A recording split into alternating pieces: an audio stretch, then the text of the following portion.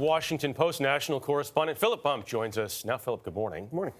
Any indication, any insight right now as to when the articles of impeachment get sent over? Could they be held indefinitely? Yeah, I mean, they can be held as long as the House wants to do it. I mean, I think what we're really seeing here is sort of a power struggle. The Democrats have controlled this impeachment process for months. They're very eager to try and help set the terms and conditions under which the Senate trial moves forward. And I think they're also happy to have this sort of atmosphere of questions about how fair the Senate trial will be, because that will help color the actual result of what happens. On this issue of witnesses, I distinctly remember the impeachment of another president. Sure. And Mitch McConnell was leading the chorus on we have to have them. So how are you able to stand behind this sort of flood of people on the Republican side saying no witnesses, right, moving forward speedily? And will there be? I mean, is there any recourse for Democrats?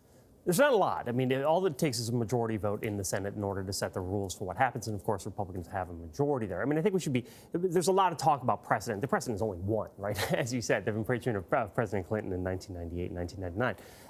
This question of witnesses is interesting because the Republicans don't want to necessarily open the floodgates for witnesses because they have a lot of moderates. And the moderates aren't going to go along with this idea of bringing in all sorts of random people who can perhaps impugn the impeachment process. And Mitch McConnell also doesn't want to open the doors for them bringing in witnesses that will actually attack President Trump. And so he may just say no witnesses at all in order to avoid that. You mentioned some of the positive, I guess, for the Democrats right now holding on to these articles of impeachment. Right. But overall, Democrats also for the president, what's the danger going forward if they stay there in the House and don't go forward?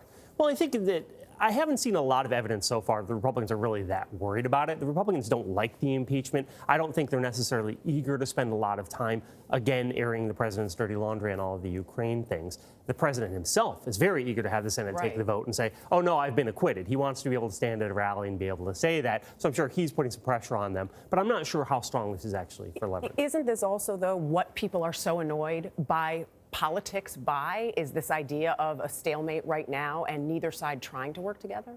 I mean, I think to some extent, but I mean, our politics right now are so polarized anyway that all the Democrats are going to have one feeling and all the Republicans are going to have another feeling. And we've seen that over the course of the impeachment. All right, so the last Democratic debate took place on Thursday. Right. Pete Buttigieg came under fire like he hasn't before. The next debate, there were 7 candidates on stage at this one.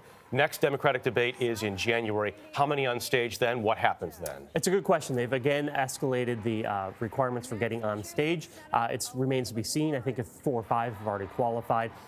I think one of the things that candidates have seen is that there hasn't been a lot of change after these debates. I think one of the reasons Pete Buttigieg came under fire is because they've seen that his poll numbers go up and down. So maybe people can peel away some of his voters. But I think people right now are really starting to transition into, OK, once the primaries and caucuses actually start, that's when there's going to be a big shakeup. And January may end up being just sort of a placeholder until we actually start voting. All right. Philip Bump, thank you. Have a good holiday. Thank you, you too.